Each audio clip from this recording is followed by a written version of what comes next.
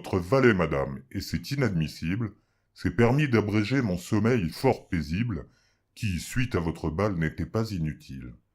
Je lui ai demandé quel était son mobile. Le bougre a rétorqué, si j'ai bonne mémoire, « Monsieur, dépêchez-vous, madame veut vous voir. » Je me suis donc hâté d'enfiler mes guenilles, pensant même à brosser mes souliers pour qu'ils brillent, ceci dans le plus grand souci de promptitude. Voulez-vous à présent m'expliquer l'attitude de ce piètre laquais qui s'en vint m'empresser, alors que, de surcroît, rien ne semble pressé? Voilà, je suis à vous. Apaisez-vous, mon cher. Maîtrisez ce courroux qui n'est pas nécessaire puisque mon serviteur n'a fait que m'obéir. Aussi je vous prierai de ne point le haïr. Comment? En m'éveillant, il a fait son travail? Pas plus. Il a fini? On dirait. Qu'il s'en aille. Ah, tu mériterais! Si j'ai besoin de vous, je vous appellerai. Maintenant, laissez-nous. Excusez mon humeur, je suis peu matinal. Vous me voyez nerveux, mais c'est chose normale. Je voulais simplement connaître votre avis sur ma réception. En fûtes-vous ravi?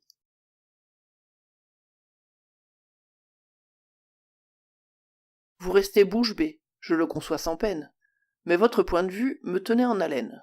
Puisque de mon idée vous aviez la hantise, il me faut à mon tour parler avec franchise. C'était tout bien pesé un superbe gala, dans lequel, à mon sens, le talent excella. C'est ce qui en ressort, je le clame sans peur, et je salue bien bas ce terrible labeur. Tout n'était que saveur, que douceurs et délices, ces mets assaisonnés, ces piquantes épices, les alcools liquoreux et les vins goulayants, les fleurs éparpillées aux parfums chatoyants, ces danses variées, celles que je préfère, j'accourrais sur le champ si c'était à refaire. Je suis votre obligé par ces propos flatteurs qui me sont délicats et me vont droit au cœur. Je dis la vérité. Certes, mais c'est la vôtre. J'aurais aimé savoir ce qu'ont pensé les autres. Je puis vous garantir qu'aux seules vues des frimousses, ce gala, croyez-le, fut le bonheur de tous. Un triomphe, un succès. Personne cette nuit ne semblait se terrer dans un mortel ennui. Ce vin était si bon? Oh, j'en sais quelque chose. Il fut de ce banquet le clou, l'apothéose. Si j'en ai raffolé, quel bouquet parfumé! Il me plaît de savoir que vous l'avez aimé, et si bien m'a-t-on dit, et même répété, que vous avez frôlé l'état d'ébriété. Alors, efforcez-vous d'être un brin moins flatteur. Vous risquez de passer pour un fieffé menteur. Je défends mon honneur, enfin, je suis formel. Je vous ai confié ce qu'ont vu mes prunelles. Figurez-vous, mon cher, que l'un de vos amis tenait, devant vos yeux, galante compagnie à une autre invitée.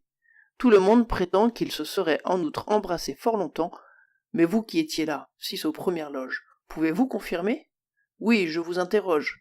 Je les connais, bien sûr, mais j'aurai le cœur net quant à savoir si vous me contiez des sornettes. En jurant vos grands dieux, et la main sur le cœur de n'avoir rien manqué. Surtout, pas la liqueur. Quelqu'un, si j'entends bien, a rompu le silence. Qui lui aurait livré de telles confidences?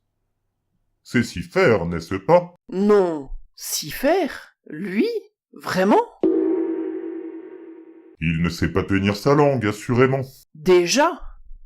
Que voulez-vous? Cet homme est peu discret. En voici un exemple on ne peut plus concret. Ma flamme. Tout à fait. Il a vendu la mèche. Si faire, le renégat. Avec quel pain-bêche? Et vous n'ignorez point, ce me semble logique, que la fille en question se prénomme Angélique. Oui, cela va de soi. Il fallait le prévoir. Je suis, tout comme vous, au fait de cette histoire, mais j'aurai désormais la ferme certitude que vous n'exprimiez point de viles platitudes, en louant ma soirée. Cette sincérité gage parfaitement votre sobriété. Qu'avez-vous projeté pour l'heure du repas? Je vais bien sagement revenir sur mes pas, afin de regagner ma modeste demeure. Je puis vous proposer une idée bien meilleure. On met votre couvert et vous restez ici. Ce serait abusé. Allons, j'insiste, si. Cela nous changera les idées, n'est-ce pas? J'accepte. Dominique! Où en est le repas? Tout est prêt. Qu'est-ce donc? De la langue. J'enrage. Laissez-la de côté. Mettez-nous 2 potages. Faites en attendant tout ce qui vous plaira, et le moment venu, quelqu'un vous préviendra.